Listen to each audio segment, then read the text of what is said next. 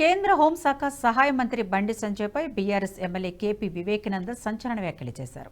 తెలంగాణ భవన్లో వివేకానంద మీడియాతో మాట్లాడుతూ రాష్ట్రంలో కాంగ్రెస్ బీజేపీలు కలిసి పనిచేస్తున్నాయని విమర్శించారు.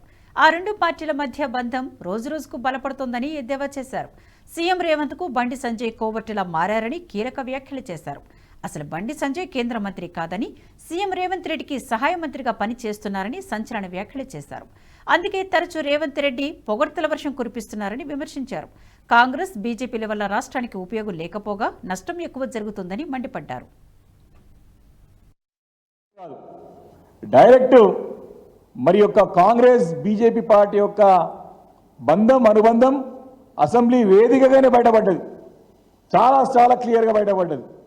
వారి యొక్క మైత్రి బంధం ఇప్పుడు కాదు, అసెంబ్లీ ఎన్నికల్లో చూసినాం, పార్లమెంట్ ఎన్నికల్లో చూసినాం. అన్ని రోజు కూడా వారి మైత్రి బంధం బలోపేతం చేసుకుంటూ పోతా ఉన్నారు.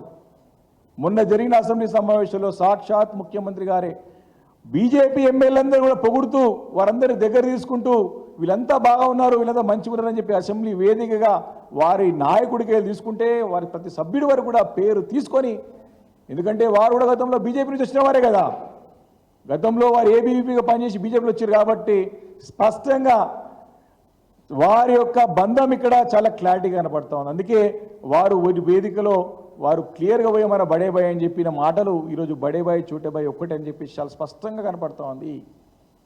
ఢిల్లీలో కుస్తీ, గల్లీలో దోస్తీ, ఇది వారి యొక్క నిజమైన నైజం. చాలా అంటే చాలా అసలు చాలా క్లియర్గా తెలుస్తూ ఉంది.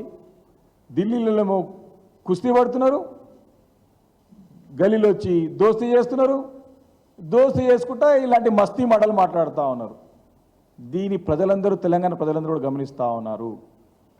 ఇద్దరు కూడా రెండు జాతీయ పార్టీలకి 8 ఎంపీ సీట్లు వస్తే రాష్ట్రానికి ఏం చేశారు? 10 నెలలు మొన్న జరిగిన బడ్జెట్లో అంత తీవ్రమైన అన్యాయం జరిగితే కూడా దాన్ని అడిగే నాదుడు లేదు కాంగ్రెస్ పార్టీ నుంచి, బీజేపీ పార్టీ నుంచి. తెలంగాణ గురించి అడిగాల్సినటువంటి బాధ్యత ఈ ఎంపీల పైన లేదా?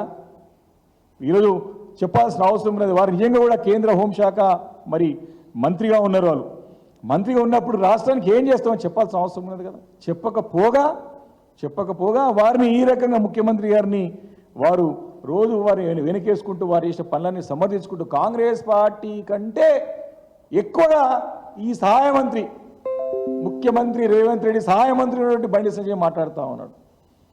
ఈరోజు చూసినట్టయితే వారు ఇంకేంది అంత పెద్ద హోదాలో ఉండి హోమ్ డిపార్ట్మెంట్ సంబంధించినటువంటి మరి సహాయ మంత్రికి ఉన్న బండి సంజయ్ గారు కేటీఆర్ గారిని అరెస్ట్ చేయాలండి. ఎందుకు అరెస్ట్ చేయాలయా? 8-9 సంవత్సరాల నుంచి 10 సంవత్సరాలుగా తెలంగాణ. ఈ వీడియో మీకు నచ్చినట్టయితే లైక్ చేయండి, 10 మందికి షేర్ చేయండి. అలాగే కామెంట్ల రూపంలో మీ అభిప్రాయాలను మాతో పంచుకోండి. Nationalist hub group of channels ను సబ్స్క్రైబ్ చేసుకుని తెలుగునాట జాతీయవాద జర్నలిజాన్ని ప్రోత్సహించండి. ఈ వీడియో కింద ఉన్న బెల్ ఐకాన్ పై క్లిక్ చేయడం మర్చిపోవద్దు.